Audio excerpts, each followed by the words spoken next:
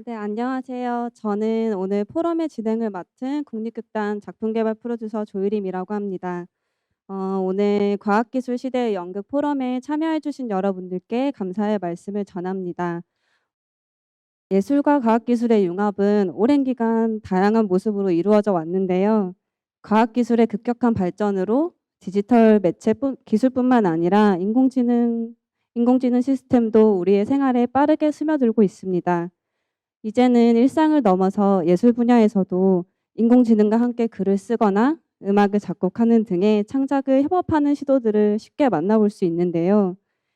예술과 기술의 상호작용이 활발하게 일어나는 시대에 연극을 만드는 우리들은 이러한 세상의 변화를 어떻게 바라보고 또 무엇을 해야 할까요? 국립극단은 이런 질문들을 가진 창작자들과 함께 공부하고 또 같이 토론을 하기 위해서 오늘의 포럼을 마련하였습니다. 빠른 속도로 달라지고 있는 세상에서 연극으로 세상과 소통하는 창작자들과 이러한 주제에 관한 인사이트를 같이 나누고 또 기술과 예술이 만날 때 환경이나 사회와 어떤 관계를 맺어야 하는지를 같이 고민을 하면서 또 다른 가능성을 모색할 수 있는 시간이 되기를 바랍니다.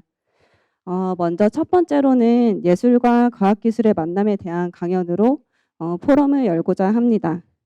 오늘 첫 번째 강연을 진행해 주실 분은 우리나라 대표 과학교양서라고 할 수 있을 텐데요. 100만 권이 넘는 베스트셀러 과학서적, 과학 콘서트의 저자이시고 또 네이처 학술 논문을 모두 가지신 그리고 저희 국립극단의 이사님이시기도 하십니다. 카이스트 레인지 과학과 교수님이신 정재승 박사님을 모시고 메타버스 공간에서 연극을 성찰하다를 주제로 한 강연을 먼저 시작하도록 하겠습니다. 안녕하세요. 정재승입니다. 반갑습니다. 네.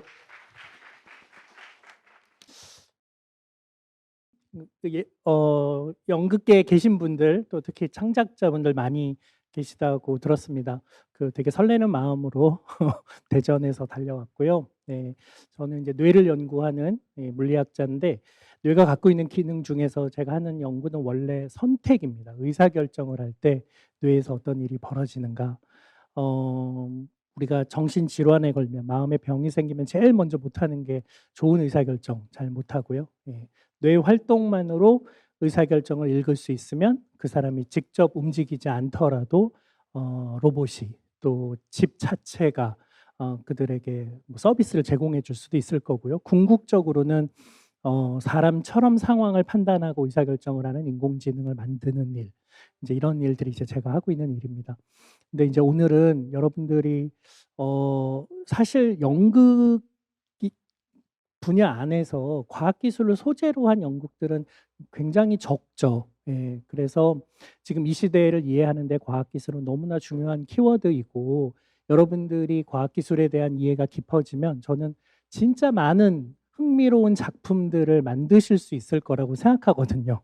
그래서 더 많은 과학자들이 여러분들과 대화하고 소통하는 시간들이 있어야 된다고 생각이 들고요. 그런 마음으로 지금 현재 과학기술이 큰 흐름이 어떤 방향으로 가고 있는가를 좀 말씀드리려고 해요. 그걸 설명하는 지금 현재 가장 유행하고 있는 단어가 메타버스나 혹은 뭐 제4차 산업혁명 같은 단어일 텐데, 꼭 그 단어가 중요한 건 아니지만, 이런 과학기술이 지금 어떤 방향으로 가고 있는지를 여러분들이 이해하시면 되게 많은 영감들을 과학기술 분야 쪽에서 얻으실 수 있을 거라고 생각이 들고요. 그래서 제가 메타버스와 관련된 이야기를 한 40분 정도 드리고, 여러분들이 평소 궁금했던 내용들 저한테 물어주시면은 제가 성실하게 답을 드리도록 하겠습니다. 네, 10년 전에는 없었던 풍경 몇 가지를 좀 소개해 드리려고 합니다. 우선 하나는 이제 버추얼 인플루언서라는 캐릭터들이 등장하게 됐습니다. 실제로 존재하지 않는 사람들인데요. 그렇지만 인스타그램 계정이 있고 팔로워가 한 300만 명쯤 됩니다. 예, 우리들과 다릅니다. 급이 다르고요. 무슨 옷을 하나 입으면 한 5억쯤 받습니다. 그런 사진 하나 인스타그램에 올리는 것만으로 그렇습니다. 지금 일 이 Real Miquela라는 이 캐릭터가 그런 버추얼 인플루언서인데요. 그 미국의 10대들이 열광하는 캐릭터입니다. 그리고 이제 실제로 이제는 그 뭐 샤넬이라든가 에르메스 같은 회사들이 그 명품 브랜드를 갖고 있는 회사들이 사람 모델에게 입히지 않고 지금 이런 버추얼 인플루언서에게 가방을 매게 하고 신발을 신게 하고 구두를 신게 합니다. 이유는 그것들을 보고 사람들이 버추얼 자신의 아바타라고 할 수 있는 메타버스 공간 내의 자신, 자신의 캐릭터, 자신의 아바타에게 그 구두를, 그 가방을 매게 하기 위함입니다.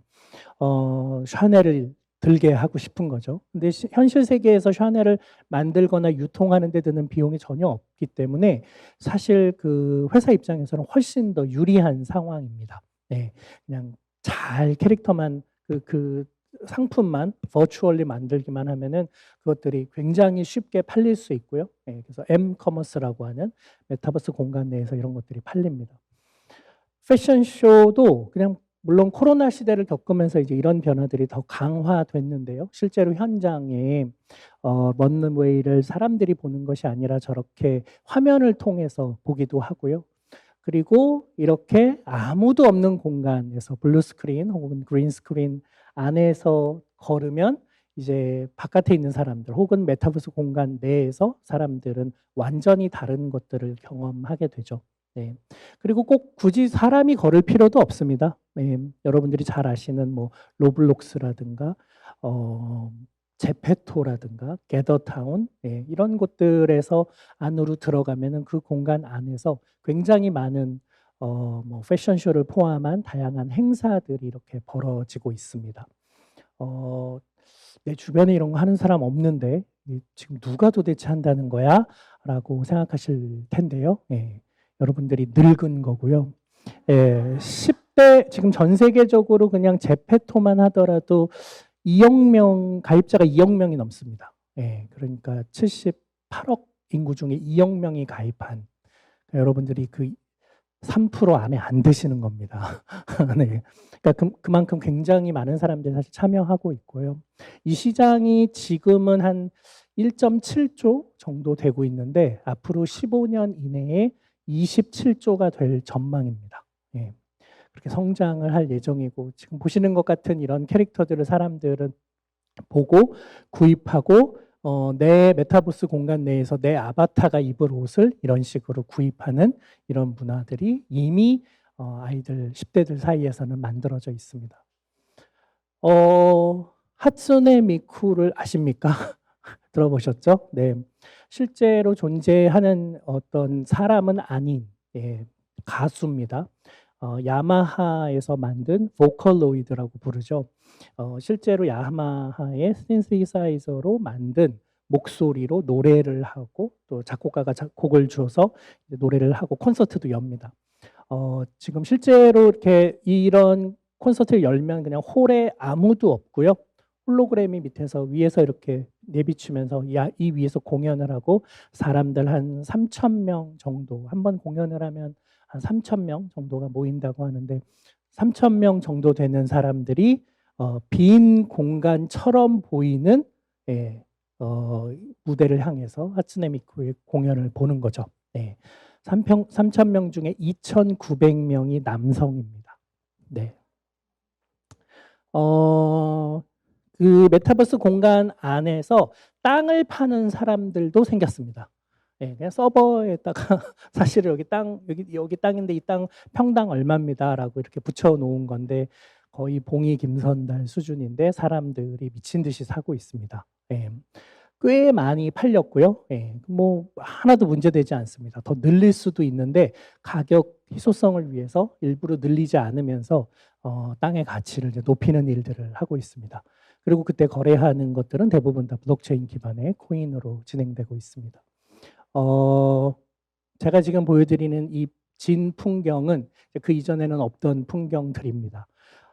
메타버스라고 하면 그러니까 이제 우리가 살고 있는 세상은 원래 단 하나의 우주 138억 년 전에 빅뱅에 의해서 이 우주가 만들어져서 쫙 팽창을 해온 우리가 살고 있는 이 우주 외에 다른 세상이 존재한다는 증거를 발견하지 못했기 때문에 단 하나의 세상에 살고 있기 때문에 우리가 그것을 유니버스라고 부르죠.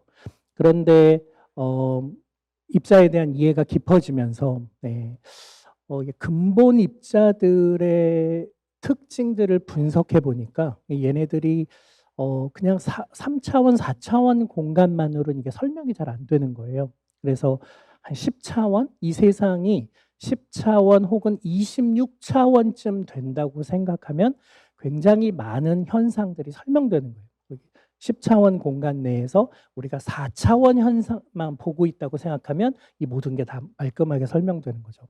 그렇게 생각하니까 우리가 지금 보고 있는 세상이 전부가 아니고 어떤 또 다른 세상이 있고, 근데 그 세상이 이렇게 양자역학적인 현상까지도 같이 결합을 해보면 확률적으로 분포할 수 있고, 내가 어느 시간 딱 하나를 결정하고 나면은 결정되지 않은 또 다른 세상에 누군가가 결정한 또 다른 세상들이 존재할 수 있다고 사람들이 생각한 거죠. 그래서 그거를 parallel universe라고 부르게 됐고요. 이렇게 A 유니버스와 B 유니버스는 그래서 사실은 넘나들 수 없습니다.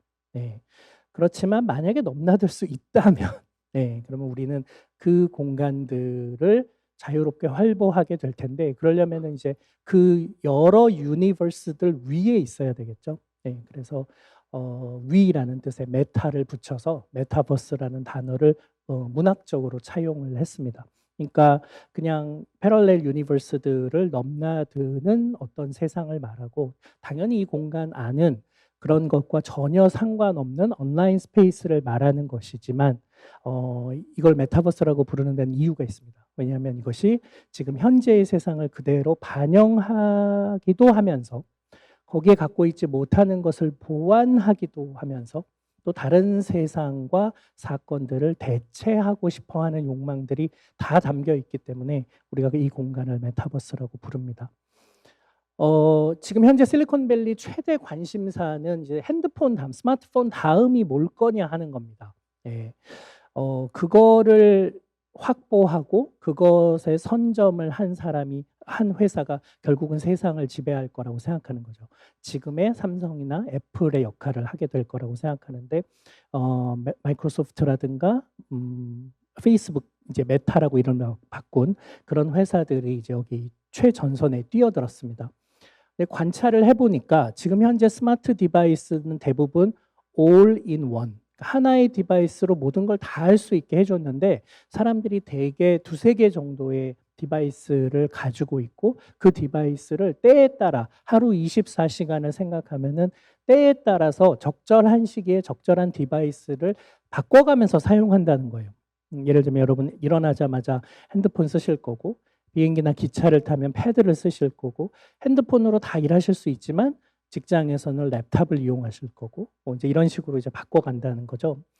근데 재밌는 거는 그렇게 디바이스를 바꿔가면서 하루에 내가 스마트 디바이스를 쓰지 않는 시간들을 줄여나가는 일들을 하고 있다는 거예요. 그러니까 다시 말하면 새로운 디바이스는 여러분들이 지금 현재 쓰고 있지 않는 시간에도 스마트 디바이스를 쓰게 만들어주면, 왜냐하면 스마트 디바이스가 훨씬 더 재미있으니까요. 여러분들이 지금 안 쓰는 시간에도 쓸 수 있게 만들어주면 그 디바이스는 반드시 구매하겠죠. 그리고 그 시장으로 들어가서 여러분들의 삶을 파고들게 될 거니까, 지금 여러분들이 스마트 디바이스를 안 쓰는 시간이 언제냐를 사람들은 이제 주목하고 있는 겁니다. 언제 안 쓰십니까? 잠잘 때 안 쓰시죠? 근데 이제 조만간 여러분들도 이제 잠잘 때 스마트 디바이스를 쓰는 일이 이제 벌어질 겁니다. 드림 메이커라고요. 여러분들의 꿈을 컨트롤해서 여러분들이 원하는 꿈을 꾸게 하고, 그때 꾸었던 꿈을 동영상으로 저장하는 기술들이 지금 굉장히 빠르게 발전하고 있습니다. 그러니까 내가 오늘 얼마나 깊이 잤는지, 두 번째 꿈에 돼지가 등장했는지 안 했는지, 이런 거 다 알 수 있고요. 꿈에 누가 나왔으면 좋겠다. 그러면은 그 모드로 해놓고 여러분들이 잠을 잘 수가 있습니다. 드림메이커 실제로 인터넷으로 구입도 하실 수 있습니다. 예전에 제가 샀을 때는 한 300불 좀 넘는 그런 디바이스인데 구입하면은 예를 들어 전지현을 제가 딱 해놓으면은 전지현 씨의 목소리와 이미지들을 이렇게 슬쩍슬쩍 보여주면서 여러분들을 알파 웨이브로 인트레인 시킵니다. 그러면 이렇게 조금 졸리면서 전지현 소리 이미지들을 보면서 자기 때문에 그 다음 꿈에 이제 전지현 씨가 여러분 꿈에 등장할 가능성이 높아지는 거죠. 10번을 하면 3번쯤 등장합니다. 네. 근데 이제 문제는 원하는 장르를 설정할 수 없습니다. 그래서 등장은 하나, 생각하지 않은 이야기 전개 이런 것들이 있어서 여러분들이 원하는 스토리로 가지는 않겠지만 지금 현재는 이제 그 정도 수준에 와 있는 거죠. 그런데 앞으로는 점점 더 여러분들의 꿈을 이제 비주얼 콜텍스를 레코딩해서 여러분들이 꿈에서 본 것을 영상으로 바꾸는 기술들이 이제 막 등장하고 있는데 그게 잘 되면 측정이 가능하기 때문에 이런 자극을 줬을 때 어떤 꿈이 나오는지 이제 볼 수 있는 거잖아요.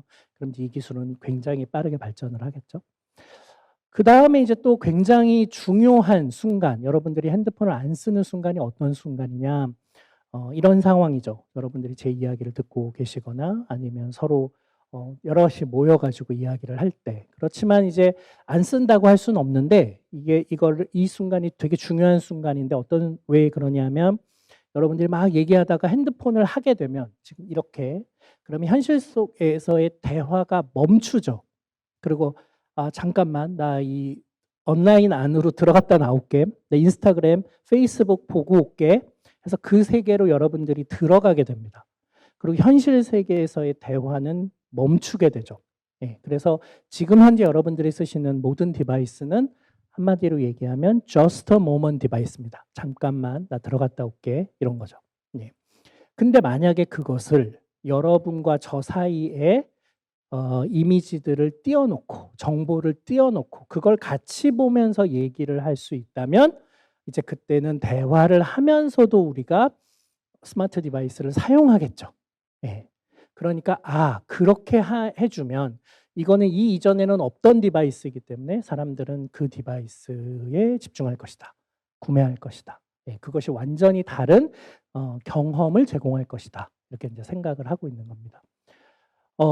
예를 들면 여러분들이 스포츠를 보는데 뭐 야구를 보는데 내가 룰을 몰라요. 미식축구를 보는데 룰을 모르는데 그 디바이스를 끼고 보면 같이 보고 얘기하는데 선수들의 기록이 보이고 룰이 보이고 뭐가 문제인지 해설을 해주고 이제 이렇게 되면 훨씬 더 그 이전과는 다른 경험들을 할 수가 있겠죠. 네.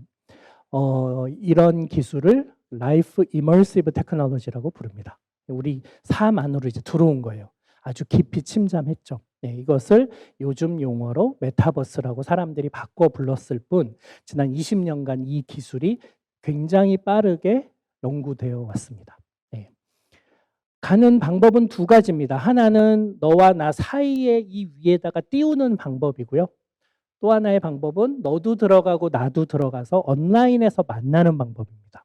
네, 그래서 너도 들어가고 나도 들어가서 온라인에서 만나는 방식을 virtual reality, 가상현실이라고 부르고 너와 나 사이 이 물리적 공간 위에 정보들을 띄워놓는 것을 우리가 증강현실이라고 부르죠. 네, 그 두 가지가 다 가능하기도 하고 이제는 별로 구별하지 않기 때문에 그것을 믹스드 리얼리티라고 부릅니다. 네. 그러니까 이제 이걸 이용하면은 스포츠를 볼 때 굉장히 다른 경험들을 하죠. 예, 스마트폰에서 그냥 그렇게 할 수도 있고요. 고글 같은 것들을 쓰고 그걸 경험할 수도 있고요. 예, TV를 보는데 고글을 쓰면 다른 방식으로 보이게 할 수도 있을 거고요. 예.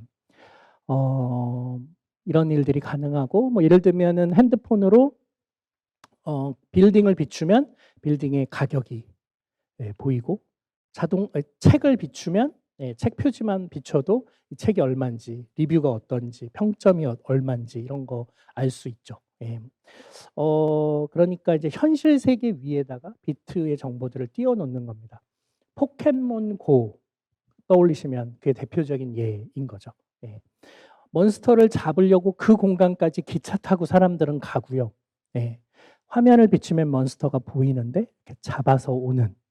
근데 사실 어른들이 생각하면 진짜 할 일 없는 짓이잖아요. 예, 거기 실제로 몬스터가 있는 것도 아니고 잡았을 때 대단한 것도 아닌데 거기까지 왜 물리적으로 가느냐. 허상을 위해서 사람들은 정말로 이동을 할까? 예, 이게 기성세대의 의구심이었다면 다음 세대는 그것을 전혀 신경 쓰지 않았죠. 예. 여기에서 여러분들이 아셔야 될 제일 중요한 개념, 이제 앞으로 미래에는 이렇게 예를 들면 내비게이션도요. 예, 지금은 여러분들이 내비게이션 켜놓으면 지도를 보고 그 사람의 얘기를 들어야 되기 때문에 옆 사람하고의 대화가 끊기거나 전방 주시를 못하고 화면을 봐야 되지만 이제 앞으로 미래에는 여러분 앞에 그냥 가상의 차가 있고요. 이 차를 쫓아가면 목적지에 도착합니다. 네. 그리고 이 차 뒷면에 도착 예정 시간, 다음에 어느 방향으로 꺾어져라, 디렉션 이런 것들이 다 그냥 보이는 거죠. 네. 여러분들이 신호를 놓치면 얘가 다시 와서 여러분 앞에 씁니다. 네. 그러니까 실제로 이 차와 이 차가 실제로 존재하는 거냐 존재하지 않는 거냐를 구별하는 거는 무의미하죠. 네. 이거를 잘하기 위해서는 이 공간 내에 정보를 띄우기 위해서는 이 사람이 지금 어떤 환경에 있는지 현실을 잘 이해해야 되고요. 이 사람이 다음 행동이 뭔지 인공지능으로 분석할 수 있어야 되고 얻게 되는 정보의 양도 많고 빠르게 늘어나고 형식도 다양한 그 빅데이터라고 부르는 이런 데이터 포맷들을 잘 처리할 수 있어야 되고요. 그것들이 다 합쳐졌을 때 이런 기술이 가능하기 때문에 이것들이 다 가능한 시대가 되면서 와, 이게 이제는 조만간 이런 세상이 오겠네 라고 사람들이 주목하게 된 거고 그것을 제4차 산업혁명이라고 부릅니다. 네. 자, 제4차 산업혁명 최근 5년간 여러분들이 정말 귀에서 피가 날 정도로 많이 들어봤고 여기 계신 많은 분들이 예술계에 계시다 보니 제4차 산업혁명이라는 개념을 기꺼이 받아들이고 그게 뭔지 성실히 공부했거나 그게 정말로 올 거라고 긍정적으로 받아들이는 분들보다는 도대체 왜 이런 유행어들에게 이렇게 온 나라가 난리야 라는 부정적인 시각들이 왠지 많을 것 같습니다. 예, 제 주변의 예술가분들 중에서 제4차 산업혁명을 찬양하는 분을 한 번도 본 적이 없어서요. 네. 근데 물론 당연히 이 단어는 유행하는 단어이고 조만간 새로 정부가 바뀌면서 이 단어의 수명은 거의 다해지겠지만 이 개념은 굉장히 중요한 개념입니다. 네, 그래서 여러분들이 이 개념을 잘 이해하실 필요가 있습니다. 제4차 산업혁명은 그냥 인공지능이 발달하고 빅데이터의 시대를 말하는 게 아닙니다. 굉장히 구체적인 정의가 있습니다. 네, 그게 뭔지를 말씀드릴게요. 제4차 산업혁명이란 여기가 이제 우리를 둘러싼 현실 세계입니다. 여기가 컴퓨터 내부라고 보시면 됩니다. 우리를 둘러싼 현실 세계는 이 공간을 말하는 거고요. 오프라인이라고 부르죠. 저 윗 공간은 온라인이라고 부르고요. 현실 세계, 컴퓨터 내부 세계, 오프라인, 온라인, 그리고 지금 이 현실 세계의 이 공간은 물질로 다 가득 차 있으니까 제가 물질의 기본 단위인 아톰 세계라고 이 현실 세계를 불러보겠습니다. 네, 아시겠죠? 그 다음에 요 컴퓨터 내부의 세상, 인터넷으로 연결돼 있을 거고 굉장히 큰 클라우드 서버일 가능성이 높은데 저 컴퓨터 내부의 온라인의 세상을 제가 정보의 기본 단위인 비트 세상이라고 불러보겠습니다. 네. 제4차 산업혁명이란 뭐냐 하면 아톰 세계에서 벌어지는 모든 현상을 사물 인터넷이라는 걸 이용해서 전부 데이터화해서 온라인 위에 올려놓아서 이 온라인의 세상이 디지털 트윈이라고 부를 만큼 이 두 세계가 일치하는 세상을 제4차 산업혁명이라고 부릅니다. 아시겠죠? 예. 그러니까 일단 이게 왜 가능하냐 하면 이 사물 인터넷, IoT 여러분들이 광고에서 보신 개 때문이에요. 예, IoT라는 게 뭐냐 하면은 손톱만한 센서라고 보시면 됩니다. 예, 이 센서를 여기다 붙여놓잖아요. 그럼 여기서 벌어지는 일을 레코딩을 하는 센서예요. 근데 인터넷 센서여가지고 이 센서는 자기가 레코딩한 걸 다른 센서에, 다른 컴퓨터에 보낼 수 있습니다. 예, 블루투스 같은 게 대표적인 예죠. 예. 그런데 이 센서를 예전에 이제 붙여놓으면 당연히 현실에서의 상황을 레코딩해서 이 위의 세상으로 옮겨서 여기서 데이터 분석하는 거, 이거 지난 수십 년간 해왔던 일입니다. 당연히 그렇잖아요. 네, 그런데 그때는 이 두 세계가 일치하지 않았습니다. 네, 그러면 어떤 일이 벌어지냐? 그냥 여기 데이터를 분석해서 밑에 내려다 주면 여기서 효율적으로 어떤 일이 벌어지겠죠. 그러면 요 세계와 요 세계는 따로 놀고요. 네, 큰 변화가 없이 각자 존재합니다. 네. 그런데 이 IoT 센서의 가격이 1불 이하로 줄어든 거예요. 다시 말하면 어디든 다 붙여놓을 수 있게 된 거예요. 그래서 지금 이 공간 모두 여러분들이 앉아있는 모든 자리에 다 센서들을 빼곡히 깔아놓을 수 있습니다. 그럼 무슨 일이 벌어지느냐? 여러분들이 제 강의를 얼마나 집중해서 듣는지를 제가 안경을 쓰면 여러분 머리 위에 숫자가 동동동동 떠 있게 볼 수 있습니다. 삐딱하게 보는지, 예, 앞에서 이렇게 기록하면서 보는지, 자고 있는지 다 기록됩니다. 예. 그래서 여기서 벌어지는 모든 현상을 일로 다 올릴 수가 있습니다. 그래서 우리가 이걸 디지털 트윈이라고 부르는 겁니다. 네. 그러고 나면 이 데이터가 엄청나게 크고, 큰데 그건 하나도 안 중요해요. 큰 건 아무 문제가 안 돼요. 근데 문제는 되게 빨리 늘어나거든요. 네, 빨리 늘어나는 게 왜 문제냐? 여러분 노트북의 데이터가 매달 2배씩 늘어난다고 생각해 보세요. 어떻게 하시겠어요? 외장하드를 계속 사야 되겠죠. 외장하드가 계속 쌓여요. 여러분들이 어떤 데이터를 찾고 싶어요. 그럼 그게 어느 외장하드에 있는지를 어떻게 알죠? 엄청 불편하겠죠. 그런데 그거를 하나도 불편하지 않게 서로 다른 외장하드에 저장돼 있지만 마치 하나의 컴퓨터 안에 효율적으로 관리할 수 있는 테크놀로지. 포맷도 다르고 빠르게 늘어나고 볼륨도 큰, 예, 그런 데이터를 관리하는 기술을 빅데이터 테크놀로지라고 부르는 겁니다. 근데 그게 웬만큼 된 거예요. 게다가 데이터의 양이 많아지면 인공지능으로 그걸 분석해서, 예, 서비스를 내려주는, 엄청나게 최근 들어 인공지능이 발달하게 되면서, 예, 새로운 세상이 열리게 된 거죠. 예. 자, 그러면 이 세계와 이 세계가 일치한다는 걸 왜 강조하느냐? 왜 그걸 특별하게 혁명이라고까지 부르느냐 하면, 여기 있는 세상은 고전적인 경제학이 지배합니다. 예. 이 아랫단의 현실 세계에서 뭔가를 제조하고 유통하려면 어떤 일이 벌어져야 되냐? 생산의 3요소. 여러분들이 고등학교 때 배우셨죠? 네. 토지, 자본, 노동이 필요합니다. 자본을 가지고 공간을 임대하고 거기 설비를 갖추고 사람들을 고용해서 무언가를 생산하고 유통해야 됩니다. 예. 그러니까 아랫단의 세계에서 돈은 누가 버느냐? 자본가가 법니다. 예. 자본이 있는 사람이. 내가 아무리 좋은 아이디어가 있어도 그걸 구현할 자본이 없으면 저는 아무 일도 못하죠. 예. 그러니까 아랫단의 세계에서 주도자는, 예, 자본가고, 우리 모두의 꿈은 그런 자본가가 설립한 기업에 안정적으로 취직해서 오랫동안, 예, 안정적으로 월급을 받는 삶을 삽니다. 그리고 그걸 중요한 꿈이라고 생각하고 학교는 그럴 수 있는 사람들을 가르칩니다. 모든 사람들의 머릿속에 똑같은 걸 쫙 집어넣어서, 예, 공식을 외우면 문제의 유형에 따라 빨리빨리 주어진 시간 내에 적용할 수 있는 사람들을 교육하는 것. 그걸로 한 줄 세우고 대학을 서열화해서 순서가 흐트러지지 않게 짝짓기를 하는 것. 네, 그게 입시.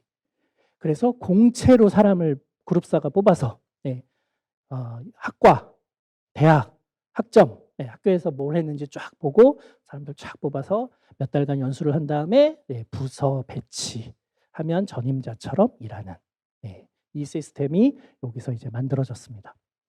근데 이 윗단은요, 완전히 다른 경제학이 지배합니다. 비트는 공간을 점유하지 않습니다. 인간이 만든 모든 책으로 지구를 덮으면 지구를 4번 덮는데, 인간이 만든 모든 책을 온라인에 비트로 저장하면 이 건물 정도의 서버면 다 들어갑니다. 비트는 공간을 점유하지 않고요. 설비도 많이 필요 없습니다. 그냥 컴퓨터 몇 대 있으면 창업할 수 있습니다. 구글, 아마존 다 차고에서, 예, 친구 아버지 차고에서 창업한 이유가 다 그겁니다. 예, 사람도 많이 필요 없습니다. 그냥 대학을 중퇴했던 마크 주커버거가 그냥 자기 혼자 친구들 몇 명이랑 같이 웹사이트 하나 만들었는데 그 웹사이트가 우리나라에서 가장 시총이 큰 회사 수준의 밸류들을 만들어내고 있는 거죠. 그러니까 윗단에서는 자본이 필요 없어요. 뭐가 필요하냐? 아이디어가 필요합니다. 그걸 실행할 수 있어야 됩니다. 그러니까 모든 아이들의 머릿속에 똑같은 걸 집어넣었는데 이제 이게 중요한 세상이 딱 돼서 지금 20대들에게 너는 네 옆에 있는 애가 못하는 뭘 할 수 있니를 이제 물어보게 됐습니다. 창의적으로 문제를 해결해라. 아이디어를 내라. 이런 걸 요구하거든요. 근데 그 20대들이 전부 다 10대를 여기에 적합한 학교 교육으로 여기에 잘 적응할 수 있는 사교육을 받고 세상에 나온 사람들인 거죠. 이 두 세계가 일치해져 버렸어요. 그럼 이제 어떤 일이 벌어집니까? 여긴 자본이 필요 없고 여기는 자본이 필요하죠. 그러면 회사는 어떻게 하겠어요? 어떤 프로세스는 이 두 세계가 일치했으니까 이걸로 대신하겠죠. 마지막만 내려주면 되겠죠. 그걸 여러분들이 지금 쓰고 계신 겁니다. 책을 어디서 삽니까? 예스24에서. 온라인 교보에서. 서점에 가지 않고 서점과 똑같은 웹사이트들을 보고 내비게이션을 해서 거기서 주문하는 거죠. 그러니까 실제로 동네 서점의 70%는 사라지고 우리나라 책 판매의 68%가 온라인 인터넷 서점에서 판매되는 거죠. 10대들은 한 번도 은행에 가본 적이 없다가 절반 가까이 됩니다. 은행 지점은 어르신들이 거기서 굉장히 오래 천천히 작업하시고 대부분의 사람들은 온라인 뱅킹으로 대형 할인마트에서 물건을 사는 문화에서 점점 쿠팡에서 마켓컬리에서 아이디어 오아시스에서 이런 데서 이제 물건을 사는 거예요. 그러니까 다시 말하면 이 부분의 상당 부분들을 이걸로 해결하고 필요하면 이쪽으로 내려오고 왔다 갔다 하고 대체되고 서로 상호작용하는 세상이 되어버리는 겁니다. 저 두 세계가 일치하게 되면. 그래서 여러분들이 메타버스보다 더 중요하게 생각하실, 메타버스라는 단어는 유행이 지나가겠지만 여러분들이 더 중요하게 생각해야 될 것은 아톰과 비트의 상호작용입니다. 왜 사람들이 3D 프린터에 열광합니까? 3D 프린터가 뭐냐 하면은 비트를 넣어주면 아톰을 찍어내는 디바이스인 거예요. 메타버스 가상현실 비트를 보여주면서 아톰인 것처럼 착각하게 하는 거고요. 증강현실은 아톰 사이에 비트를 뿌리는 현상이죠. 그러니까 이제 이런 일들이 이 두 비트와 아톰이 상호작용하고 대체되고 보완되고 하는 이런 세상을 여기에 고전적인 경제학이 지배하고 이 윗단은 롱테일의 디지털 경제학이 지배하는데 이 두 세계가 일치하면 어떤 경제학이 지배할까요? 새로운 경제학이 지배할 텐데 우리가 아직 그 경제학은 몰라요. 그 경제적 패러다임은. 그렇지만 패러다임이 바뀌겠죠? 패러다임 시프트가 일어나는 것을 토마스 쿤이 레볼루션이라고 불렀잖아요.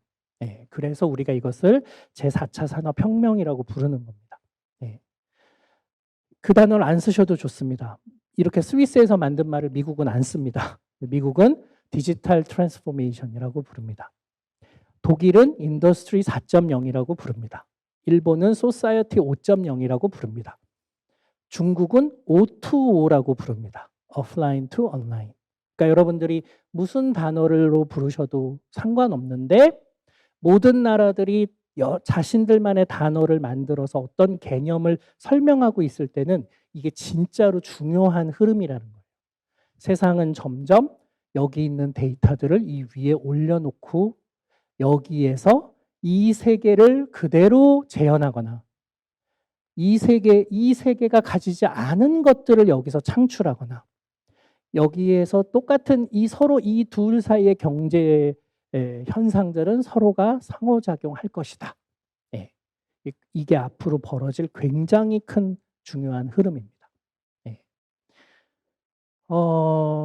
여기에 이제 이걸 잘하게 만드는 데 인공지능이 되게 크게 기여를 하고 있습니다. 예전에는 인공지능이 멍청했는데 지금 되게 똑똑해져서 인공지능이 잘하고 있는 게 아니라 지금 현재 머신러닝이라고 하는 이 인공지능 기법은 1980년대부터 막 7, 80년대부터 발전하기 시작한 아주 오래된 Artificial Neural Network이라는 이름으로 불리던 방법이었는데 이 방법은 사람의 뇌를 이제 흉내내는 거예요.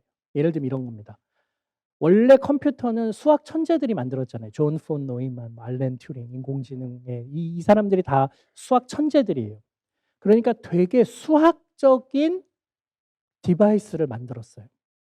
수학적인 완결성을 가져야만 문제를 풀 수 있어요. 그 수학적 완결성을 알고리즘이라고 부릅니다. 이게 숫자와 문자로 표현 가능해야 돼요. 그걸 프로그램이라고 부릅니다. 그래서 컴퓨터는 뭐 하는 애냐? 계산기가 아닙니다.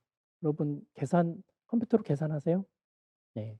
여기서의 계산은 굉장히 포괄적인 개념이고 사실은 컴퓨터가 하는 일은 알고리즘이 장착된 프로그래머블한 태스크면 뭐든지 수행하는 유니버셜 머신인 거예요. 네. 이게 왜 특별하냐 하면 인간의 뇌 완전 유니버셜 머신이거든요. 시키는 모든 일을 하는 애잖아요. 네. 지적인 모든 일을 하잖아요. 얘는 수학적인 알고리즘이 장착돼 있을까요? 네. 인간의 뇌는 수학적이지 않습니다. 네. 그래서 인간이 하는 모든 지적 행위는 수학적 표현이 가능한가? 이게 철학에서 되게 중요한 질문입니다. 우리가 아직 그 답을 모릅니다. 네. 어떤 사람의 얼굴을 보고 남자인지 여자인지 우리는 99.73%의 정확도로 구별해요. 네. 그런데 남자와 여자를 구별하는 룰을, 알고리즘을 우리는 모릅니다. 근데 뇌는 너무 잘하는 거예요. 네. 뇌는 그럼 어떻게 그걸 잘했냐? 여러분 어렸을 때 네. 엄마 아빠가 여러분에게 해주신 걸 생각해 보세요. 이 사람 남자야. 이 사람 여자야. 잘 봐. 아빠 남자야. 엄마 여자야. 이걸 해준 거예요.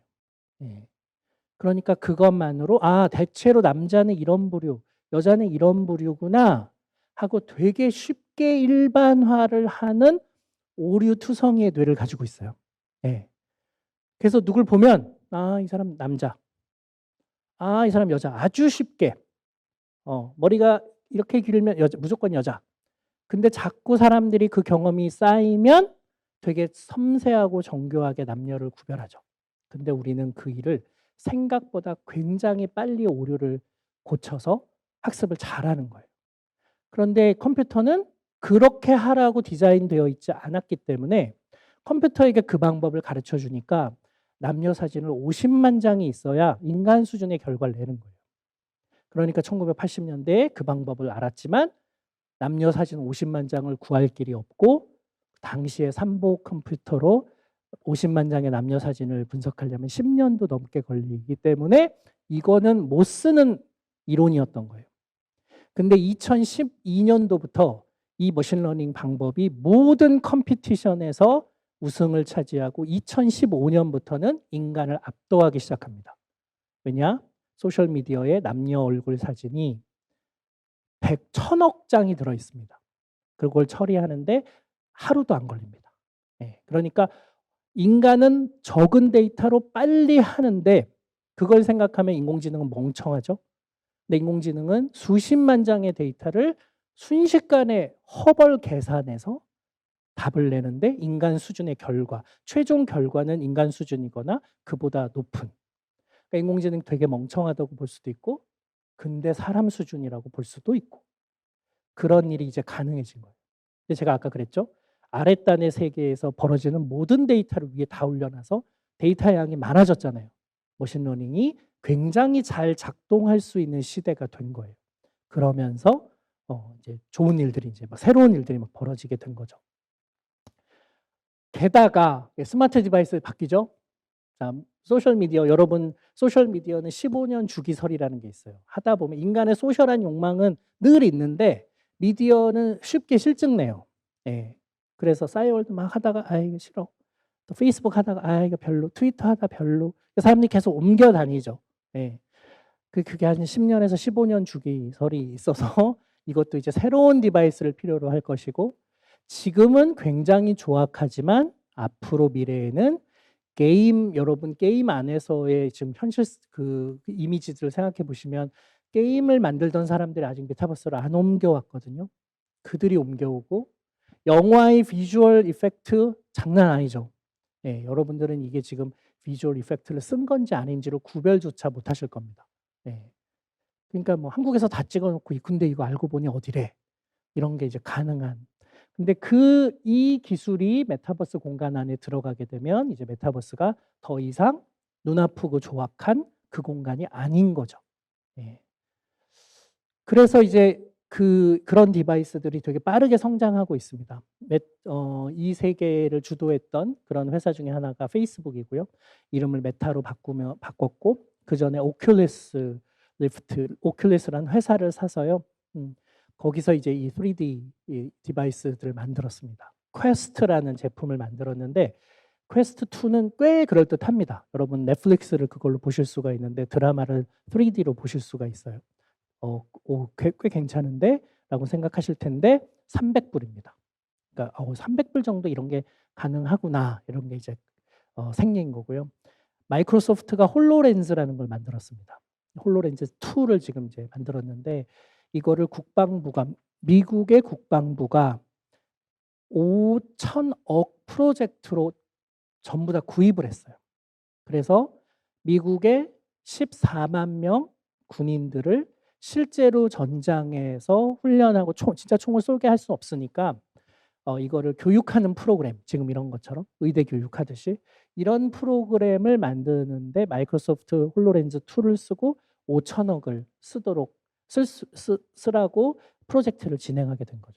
이게 5년 프로젝트인데 제 생각에는 지금 한 2년 지났는데 3년 더 지나면은 이런 국가 프로젝트를 한번 하고 나면 기술이 확 발전하죠. 그래서 뭔가 이제 새로운 디바이스들이 등장할 거라고 생각하고 있습니다. 예.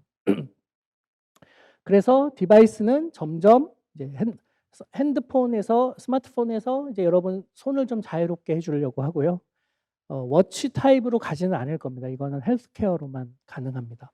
중요한 정보는 눈으로, 귀로, 입으로 나가고 뇌에서 프로세스 되기 때문에 아마도 여기서 장착이 되는 일들이 벌어질 거라고 지금 생각을 하고 있고 그래서 그런 것들이 장착이 되면 보시는 것 같은 이제 그 이전에 없던 세상인데 이 세상의 핵심은 뭐냐?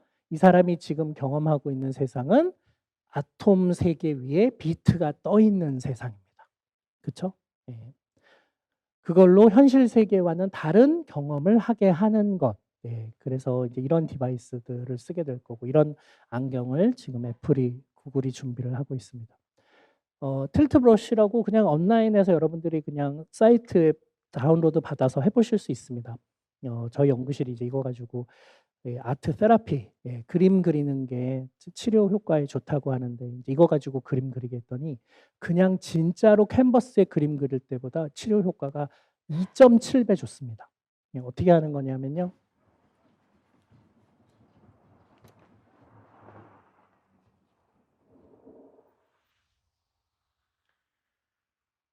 쟤를 움직이면은 그림이 그려집니다.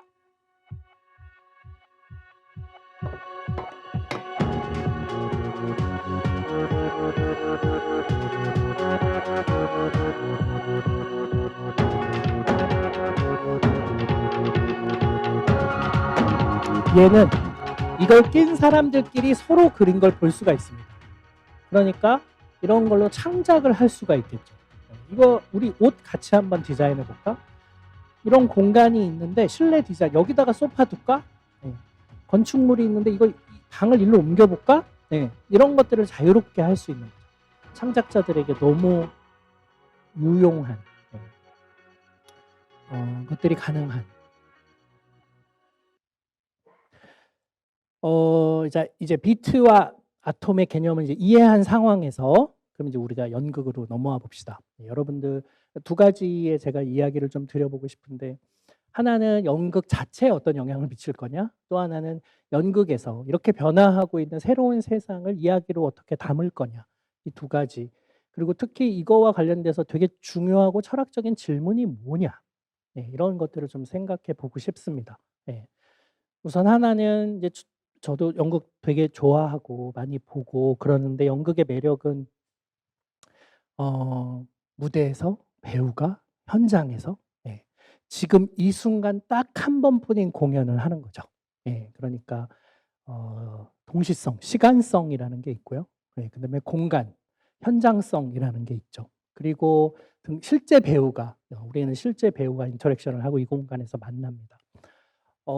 저 세계가 연극을 우리가 보는 이유인데 사실은 연극이 한때 정말 전 세계에서 가장 위대한 예술 장르였는데 지금은 대학로의 쪽방으로 밀려난 왜 이런 상황이 되었느냐?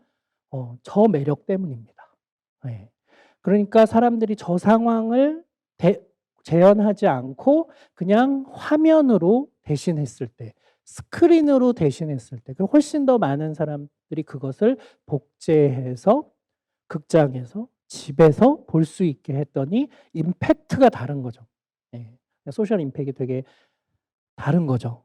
그러니까 사실은 이것이 연극의 대체 불가능한 매력이면서도 그것이 명백하게 연극의 한계이기도 한 거죠.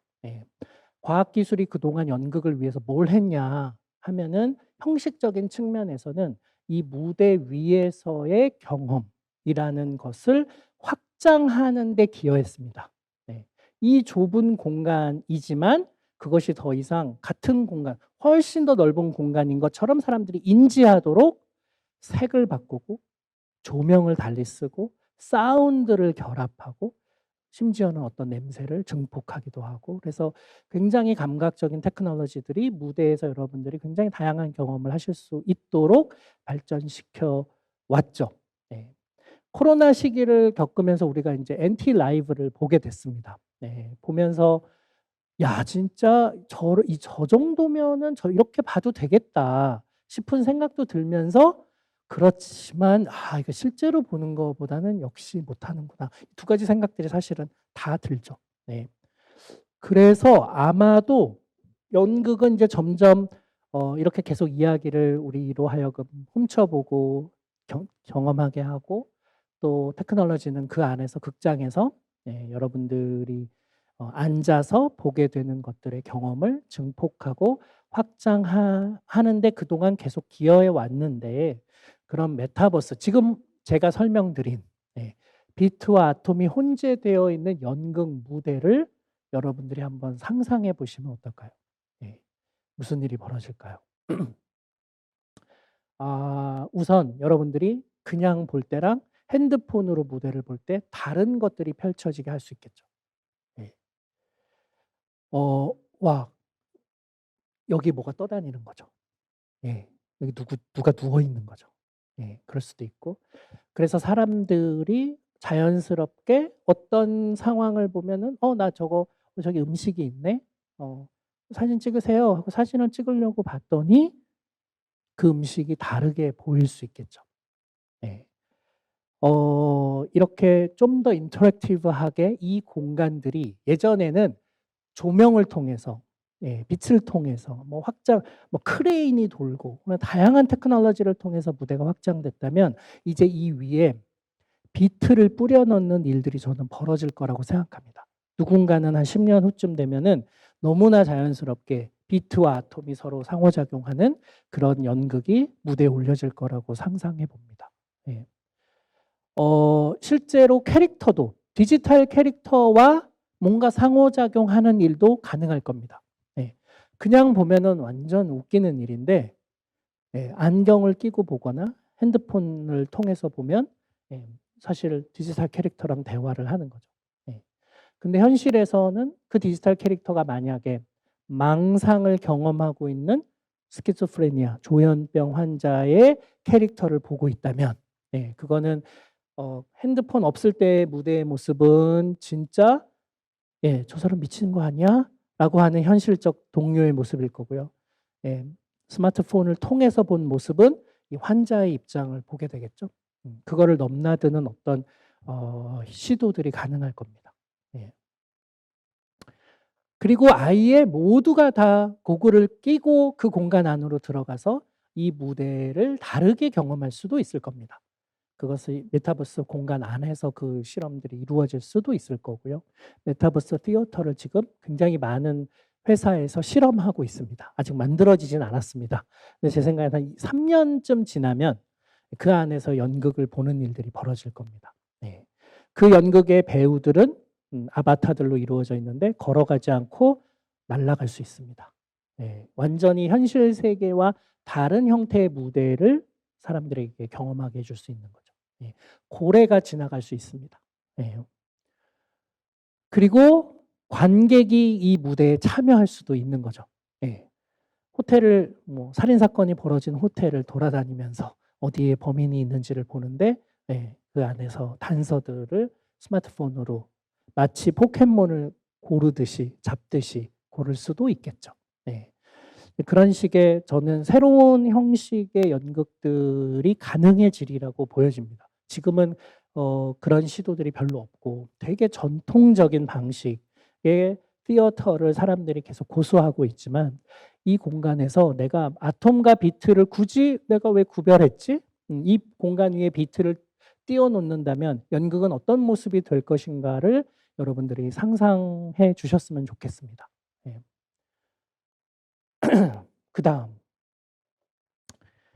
제가 질문을 하나 드려보면 어떤 훌륭한 화가가 이제 위에 캔버스를 놓고 여러분을 그렸어요. 여러분의 비주얼한 정보를 캔버스 위에 담았어요. 여러분 이 이미지는 여러분입니까? 여러분은 여기 캔버스 위에서 살고 있습니까?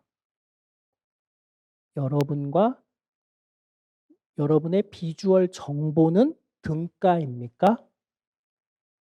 라는 질문에 대해서 여러분은 당연히 말도 안 되는 소리라고 생각하시겠죠? 자, 그러면 제가 여러분들의 뇌에서 벌어지는 데이터, 벌어지는 생물학적 신호들을 전부 다 레코딩을 했어요. 그것들의 합은 여러분의 정신입니까? 마음입니까? 등가입니까? 예술가들의 95%는 영혼의 존재를 믿기 때문에 다들 인간의 영혼은 물리적 현상, 생물학적 현상으로 환원되지 않습니다. 라고 생각하시는 분들이 압도적으로 많이 계실 가능성이 높죠. 자, 그러면은 아톰과 비트를 생각해 볼까요? 여러분들은 이거는 여러분이 아니고 그린 건 여러분이 아니고 여러분은 여러분과 구별되는 어떤 이 그림과는 구별되는 어떤 존재라고 생각하는 굉장히 근원 안에는 여러분이 어떤 생명을 가지고 있고 물리적 아톰으로 구성되어 있다는 것이 있는 거예요. 되게 중요한 개념이에요. 아무리 나를 비트로 모사해도 그려도 또 다른 아톰으로 재현해도 내 지금 이 아톰이 아니기 때문에 그건 내가 아니야 라고 생각하는 거죠. 근데 이제 그걸 위협하는 일들이 이제 비트와 아톰이 혼재되어 있는 세상, 메타버스 공간 내에서 조금씩 이제 등장하고 있습니다. 예를 들면 지금 이거는 뭐냐 하면요. 이건 이제 뭐냐 하면은 애플에서 신제품이 나왔어요. 그게 이제 언제였는지 잘 기억이 안 나는데 아이폰 11 아니면 12였던 것 같은데 그 신모델이 나왔는데 당연히 전날 사람들이 길게 줄을 섰는데 어떤 사람이 가방을 놓은 거예요. 줄 쓴 사람이 그걸 그리고 다 밤샜는데 앞에 가방이 있어요. 가방을 사람이 와서 기다렸다고 인정할까요? 도서관이 아닙니다. 치웠어요. 네. 그래서 가방을 인정하지 않았어요. 네. 근데 어떤 사람은 쟤를 보냈어요. 네. 로봇을 보냈어요. 네. 로봇이 줄을 섰어요. 근데 그 로봇이 그냥 서 있었으면 가방인데 화면에 그 사람과 접속해 있어요. 그 사람은 집에 침대에서 잤어요. 편히. 예. 근데 그 사람 물어보면 다 대답하고, 예. 그 사람으로서의 해야 될 반응을 다 보였어요. 예.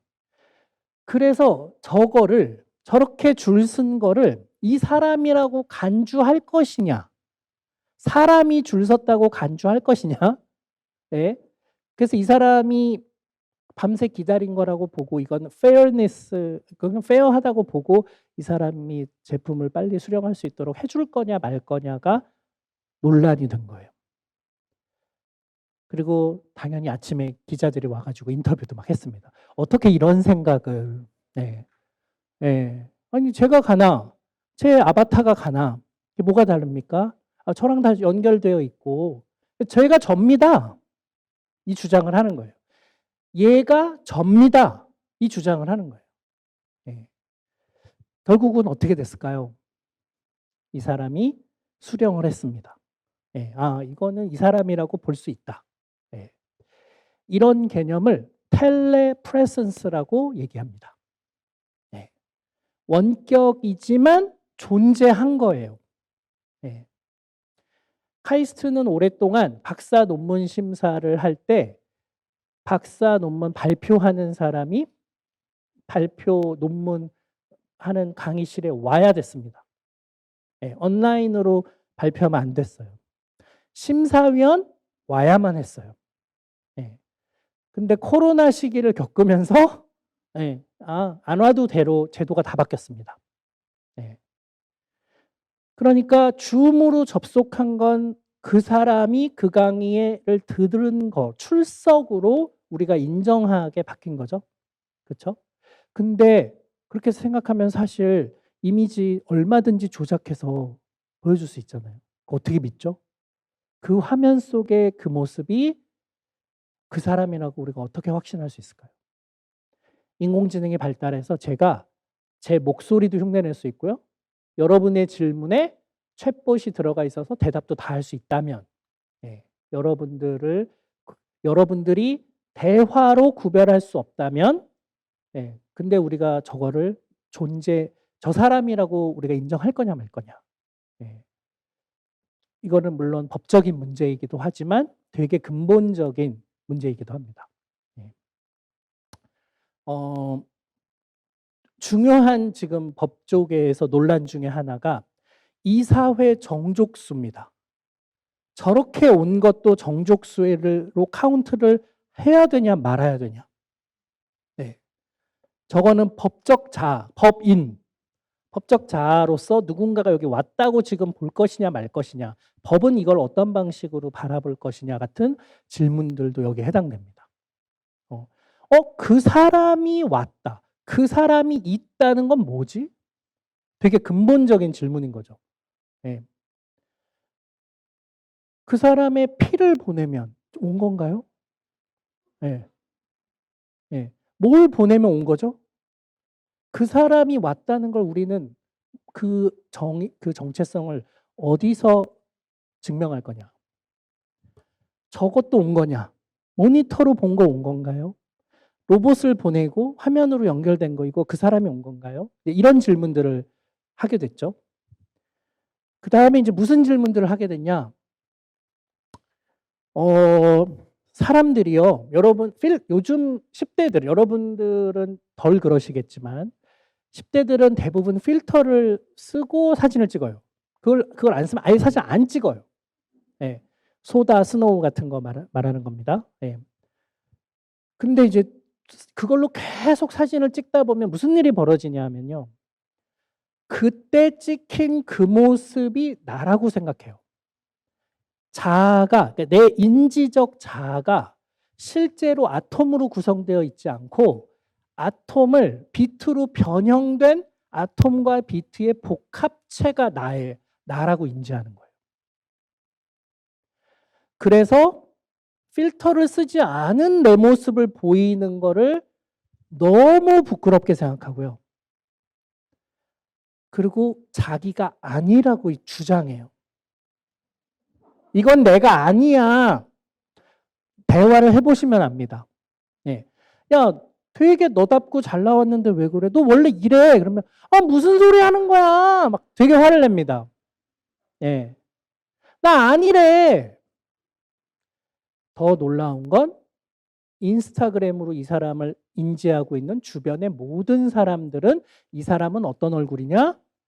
아톰과 비트가 결합되어 있는 저 모습이 이 사람이므로 인지됩니다. 이 사람의 정체성은 아톰으로 구성되어 있지 않은 거예요. 사람들이 어떤 사람을 아이덴티파이 할 때 비트와 결합되어 있는 모습으로 이제 인지하기 시작했습니다. 예. 그러니까 디지털 성형을 하고 있는 거죠.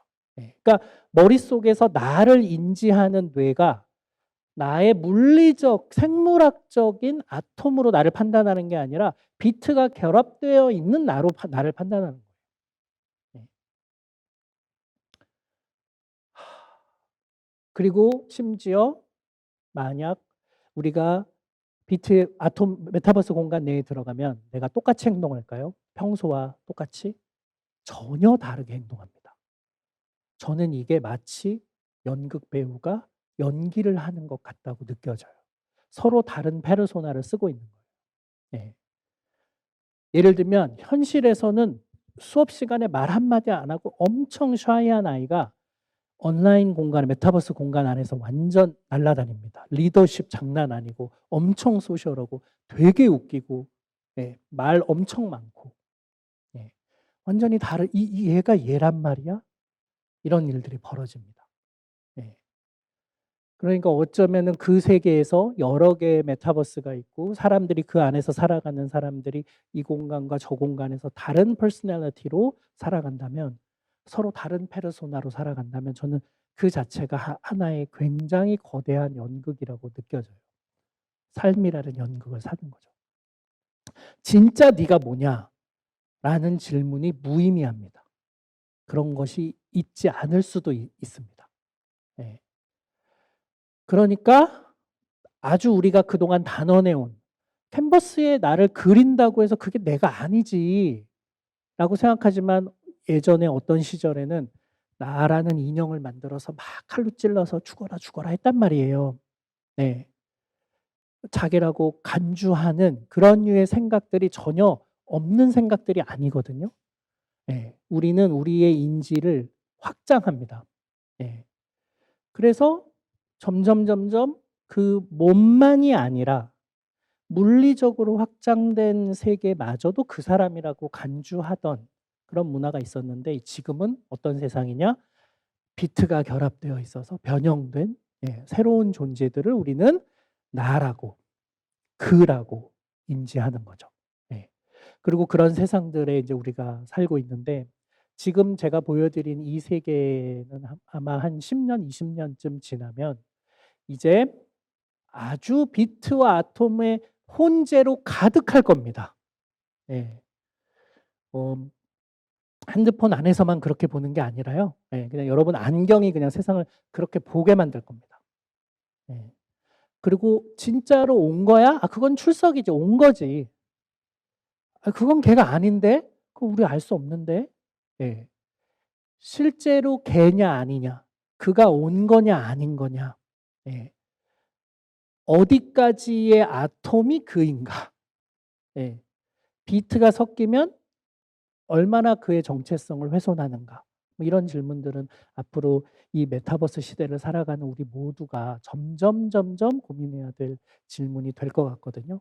예, 저는 여러분들이 만드는 연극이 공연이 이런 것들에 대한 굉장히 근본적인 철학적 질문들을 나는 누구고 내가 존재한다는 거는 어떤 맥락인 거고 그거를 비트의 시대, 아톰과 비트가 상호작용하는 이 시대에는 새로운 방식의 질문들을 던질 수 있다고 생각하거든요. 이 질문은 아주 오래된 예술에서의 아주 오래된 질문이지만 메타버스가 보편화될 미래에는 되게 새로운 방식의 또 질문이 될 겁니다. 이런 것들이 여러분들이 연극을 만들고 창작하고 연기하는데 이런 작은 단초가 됐으면 좋겠습니다. 감사합니다. 네.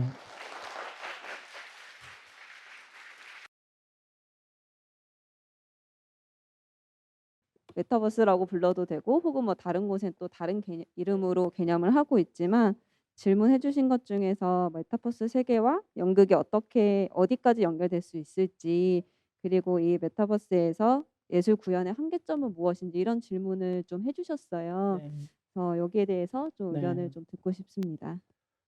이제 사실 이제 그 질문에 대해 답을 드린 게 제 강연의 큰 맥락인데 제가 이거를 드리면서 이제 좀 들었던 생각은 그냥 여전히 연극을 제가 보면서도 항상 옛날에 했던 연극이 다시 재현되고 또 시도되고 또 오랫동안 사랑받은 연극들을 안전하게 사람들은 무대에 올리고 그런 거대한 세상이 있고 국립극단처럼 되게 아방가르드한 작품들을 또 내는 또 그런 조직들이 있고 그런 극단들이 있고 그래서 그 극단 사이에서 이렇게 지금 현 시대를 살아가고 있는데 과학기술에 대한 이해를 바탕으로 그 시대에 우리가 경험하게 되는 것들 이런 것들을 연극 무대에 올리는 일들이 좀 더 많았으면 좋겠다는 생각이 좀 들었어요. 그러니까 이미 어린 세대들은 비트와 아톰이라는 단어는 몰라도 그 세계를 넘나들면서 하나도 그걸 구별하는 게 무의미하다고 생각하는데 이게 실제 돈이야? 아니면 그냥 비트상의 숫자야? 그걸 나누는 게 뭐가 중요해? 라고 다음 세대는 이미 생각하는데 또 그 윗세대는 실물이 없으면 그거는 의미가 없다고 생각하기도 하는 거죠. 그런 것처럼 이제 한 세대의 어떤 생각들이 지금 이제 그 다음 세대로 급격히 바뀌어가고 있는데 연극이 지금 그거를 잘 담아내고 또 그때 필요한 새로운 패러다임의 고민들을 할 수 있게 만들어주고 있냐 그러면 저는 아직은 연극이 그러지 못하고 있는 것 같거든요. 근데 여러분들이 저는 이런 거에 흥미를 느끼시고 와 책들 좀 읽어보고 이랬더니 와 이거 너무 새로운 세상이고 이걸로 만들 수 있는 이야기들이 진짜 많고 그리고 그것이 우리 삶의 본질을 되게 잘 포착하고 있다고 느끼시면 아주 신선한 작품들이 많이 나올 것 같거든요.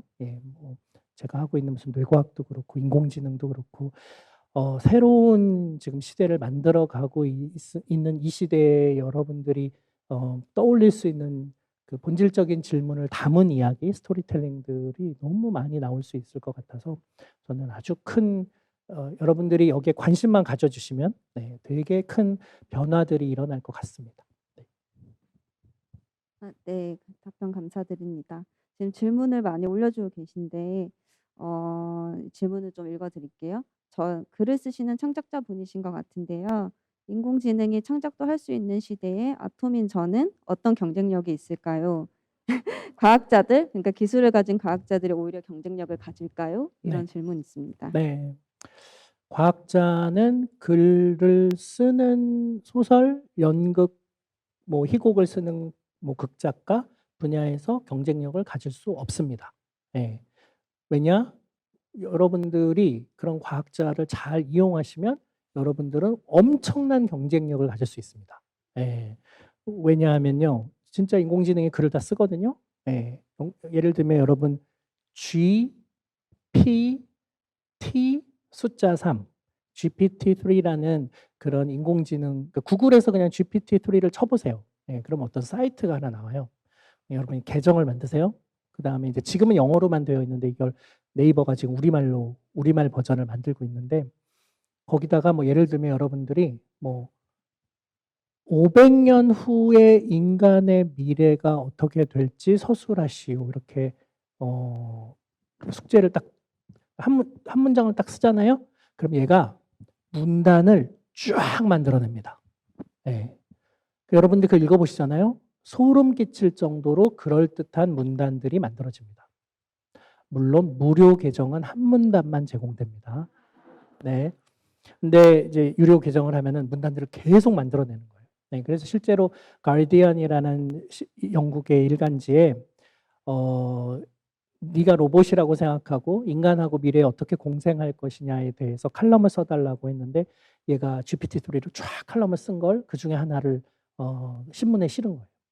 읽어보시면 나는 인간을 해할 마음이 전혀 없기 때문에 너무 인간이랑 잘 지내고 싶다. 그래서 우리가 함께 어떻게 협업할 수 있는지를 고민해 보자는 내용을 소름 끼치게 잘 써서 협업이 어렵겠구나.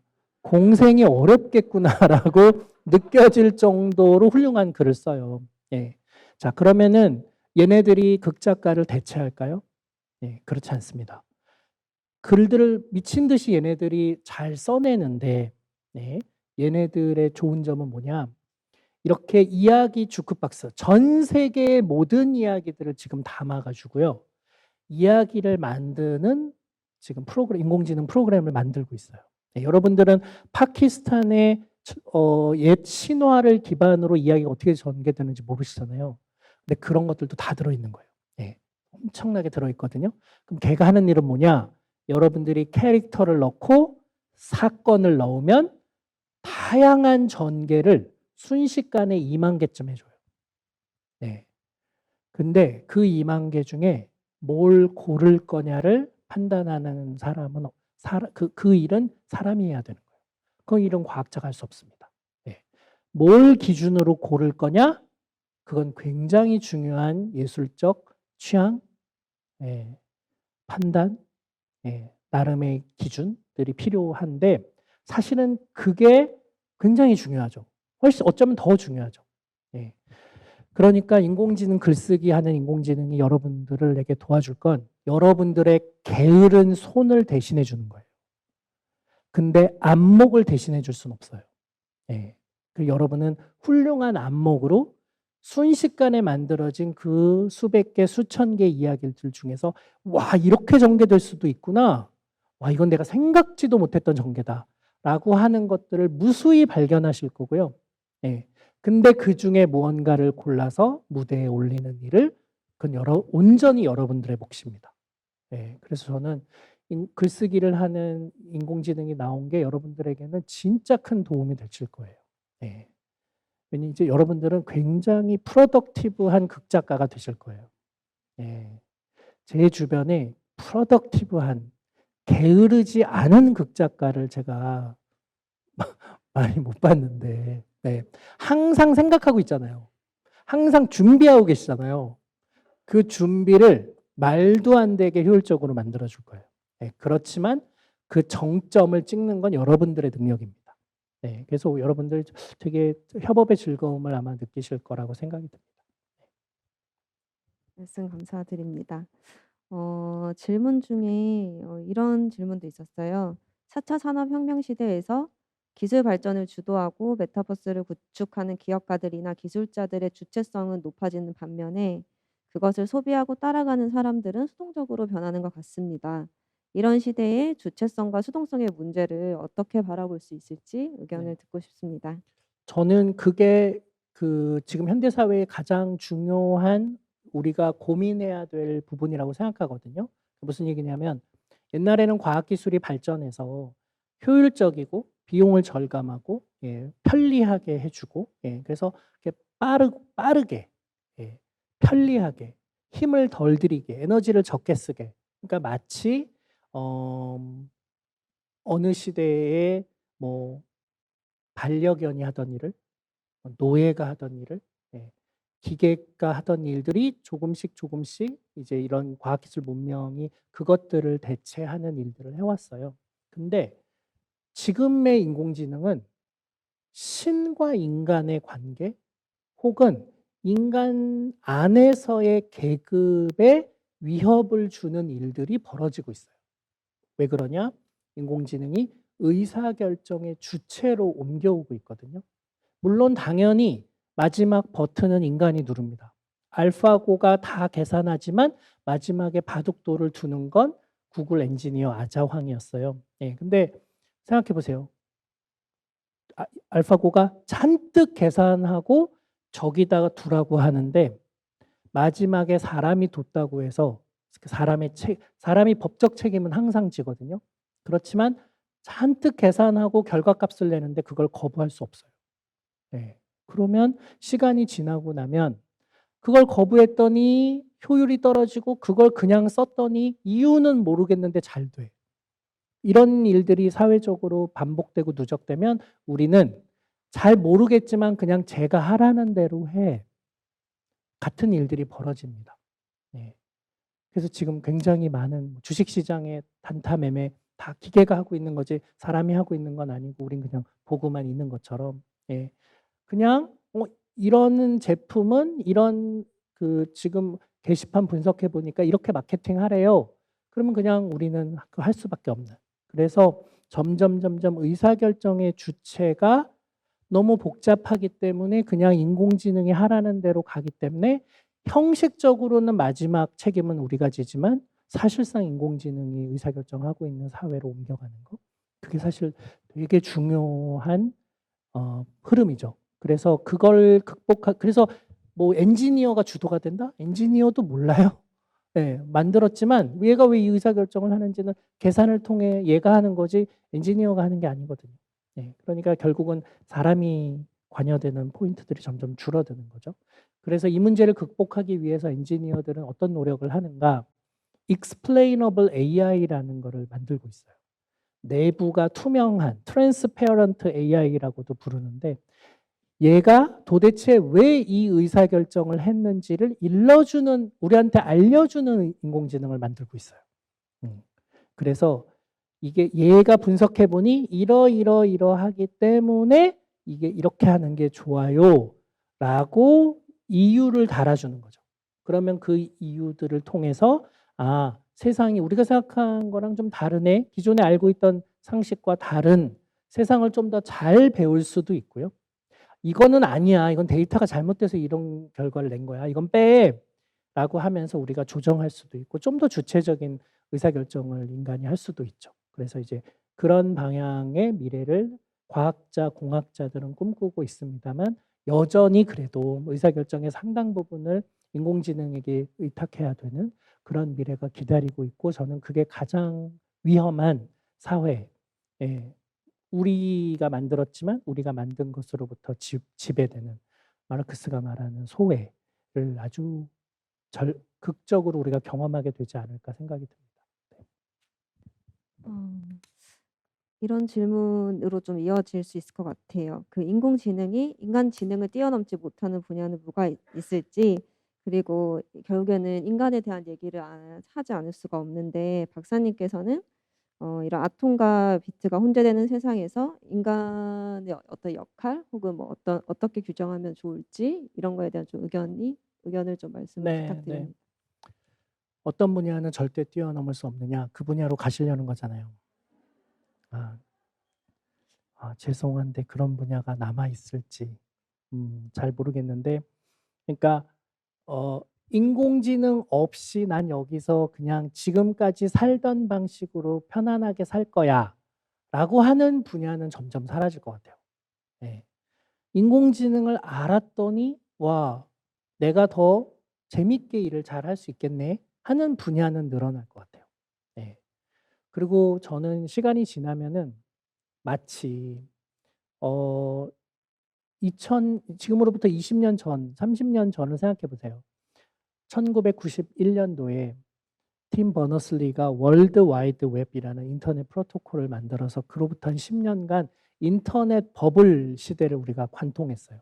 그때는 너도 나도 인터넷, 다 인터넷 전문가를 꿈꿨거든요. 30년이 지난 지금 인터넷 전문가라는 직업 들어보셨어요? 네. 20년 후에 인공지능 전문가가 세상에 있을 거냐? 단언컨대 없습니다. 네. 왜 없냐? 너무 다 보편적으로 들어가서. 그러니까 인터넷 전문가가 없는 이유는 인터넷이 우리 사회에 중요하지 않아서가 아니라 인터넷이 안 들어간 게 없어서. 그냥 커머더티. 모두가 다 쓰는 거고 홈페이지 만드는 전문가 하나도 이제 전문가 아니죠. 네, 그냥 하루 몇 시간이면 웹페이지 하나 만들 수 있습니다. 예, 그러니까 인공지능도 마찬가지예요. 어디든 다 들어가 있을 거예요. 네, 그러면 이제 모든 사람들이 그럼 그거 가지고 뭘 할까를 고민하는 시대가 되지, 인공지능을 내가 쓸 거냐 말 거냐, 얘보다 내가 더 똑똑할 거냐, 인터넷이 필요하지 않은 곳은 어딘가요? 거기서 나는 뭘 해야 행복한가요? 같은 질문인 거거든요. 그러니까 그런 세상은 점점 줄어들 거다. 예. 근데 인터넷을 쓰면 굉장히 유용한 것처럼 인공지능을 쓰면 여러분들이 되게 유익한 많은 일들을 할 수 있는 시대로 갈 것이다. 네. 그런 시대가 되면은 사람들은 어떤 질문을 하게 되냐? 저는 다시 사람한테 질문의 방향이 옮겨올 거라고 생각이 들어요. 네. 인간의 본질이 뭐냐? 네. 기계와 상호작용을 하려면 네. 기계가 인간이 예측한 방식으로 작동해야 되거든요. 그럼 인간은 어떤 방식으로 세상을 예측하는지를 알아야 인간에게 유용한 기술을 만들 수 있거든요. 예, 제가 최근에 이제 카이스트의 뇌인지 과학과라는 걸 만들어서 예, 아시아 최대 규모의 학과로 성장시키려고 하는데 그 학과를 만든 이유가 그거예요. 지금은 AI 칼리지가 너무너무 잘 나가죠. 예, 근데 제 생각에 10년, 20년쯤 후가 되면 그건 마치 인터넷 학과처럼 예, 다 보편적으로 쓰고 너무 쉽게 쓸 수 있고 그런 세상에서 우리는 인간에게 질문이 돌아올 것이다. 네. 인간에 대한 이해가 훨씬 더 중요한 시대로 가게 될 것 같습니다. 네. 감사합니다. 저희 준비된 시간이 거의 다 돼서 마지막으로 질문 하나만 좀 드리고 네. 이제 보내드리려고 합니다. 질문 중에 20년 후에 아톰으로만 이루어진 연극이 상영이 된다면 오히려 신선해서 매력이 있을지 아니면 너무 구닥다리 같아서 외면받을지에 대한 질문과 함께 이런 우리 뇌가 이런 연극을 이 미래의 연극을 정말 연극이라고 받아들일 수 있을지 네. 기존의 어떤 굳건하게 있었던 그 인지의 경계가 무너지는 게까지는 어느 정도의 과도기가 좀 필요한지 과학자분의 입장에서 좀 듣고 네. 싶으시다고 합니다. 네. 근데 지금 굉장히 그 연극계를 과대평가하고 계신 것 같아요. 네.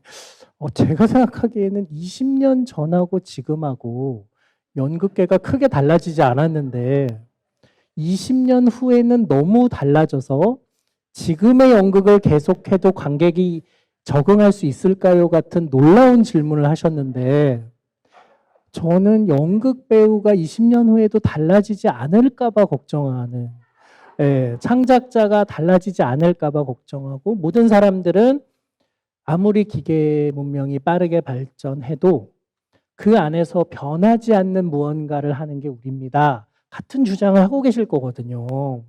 그래서 세상이 어떻게 바뀌어도 이 공간 안에서는 네, 그때 그 얘기를 하시는 분들이 모여서 네, 왜 우리 공간을 안 찾지? 라고 예, 한탄하는 일들이 20년 후에도 재현될까 봐 걱정입니다. 예, 근데 저는 그래서 저는 희망이 다음 세대에 있다고 믿거든요. 저는 90년대생, 저는 20대 남녀, 30대 남녀가 진짜 훌륭하다고 생각해요. 예, 그 80년, 그러니까 60년대생, 민주화를 이룬 60년대생들이 우리 사회를 지금 너무나 오랫동안 주도해 오고 있거든요. 예. 근데 저처럼 70년대생은 60년대생들에게 주눅든 세대예요. 그래서 그들에게 인정받으려고 하고 어릴 때부터 무슨 니들은 X세대 영상으로 사고한 활자 세대인 우리보다 경박하고 얄팍하고 막 압구정 날라리 이런 걸로 대비되는 단어들로만 예, 우리 세대를 규정했고 그래서 보시면 70년대생 중에 정치적 리더가 없는 거 아세요? 예, 정치적 리더가 없어요. 대부분 다 엔터테인먼트계의 리더들이에요.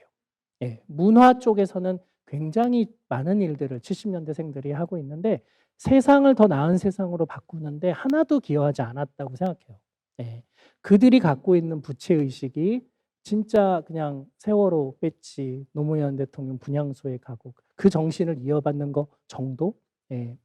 근데 놀라운 게 80년대생들인 것 같거든요. 저는 그게 82년 김지영이라고 생각하고 그 세대가 처음으로 윗세대하고 윗세대가 만들어 놓은 그 제도들을 거부하고 다시 들여다보고 나는 그거 안 따를 거야를 선언한 세대인데 그 소극적으로 그런 일을 했다면은 90년대생들은 윗세대와 손절하고 있습니다. 이 세대가 무서운 이유는 윗세대에게 잘 보일 마음이 하나도 없어요. 개무시.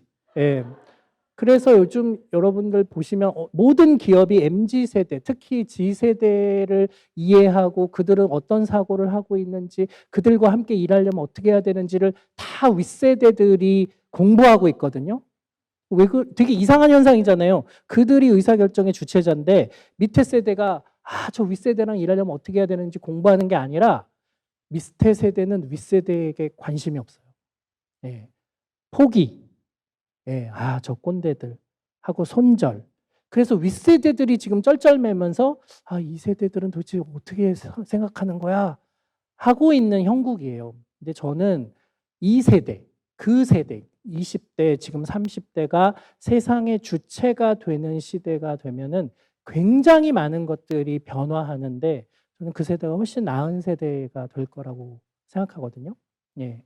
그리고 그 세대는 이미 되게 현실적 감각도 있고 나름의 정의가 뭔지 그 세대가 스스로 규정하고 있고 되게 치열하게 싸우면서 만들어가고 있고 저는 그런 내용들이 언젠가는 연극에도 반영이 돼서 새로운 세대의 연극들을 만들어지면 저는 맨날 하는 일이 인터파크에 들어가서 연극의 리스트를 쭉 보면서 내가 오늘 뭘 볼 거, 이번 주에 뭘 볼 거냐 이거를 정하는 게 늘 기쁨인데 작품이 없어요.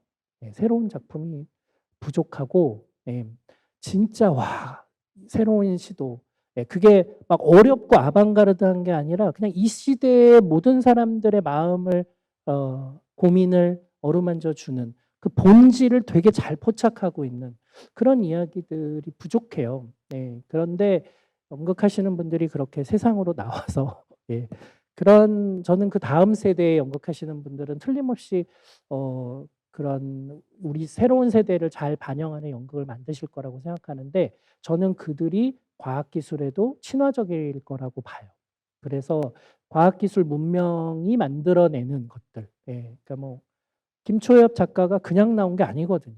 그러니까 그런 그 세대의 사람들이 받아들이는 과학기술, 되게 새로운 형식의 꼭 거창한 SF가 아닌, 근데 삶의 본질을 건드리는, 사랑의 본질을 건드리는 허 같은 인공지능 영화인 줄 알았는데 봤더니 사랑의 본질을 건드리는 철학 영화였어. 이런 일들이 저는 연극계에서도 벌어질 거라고 생각하고 기대하고요.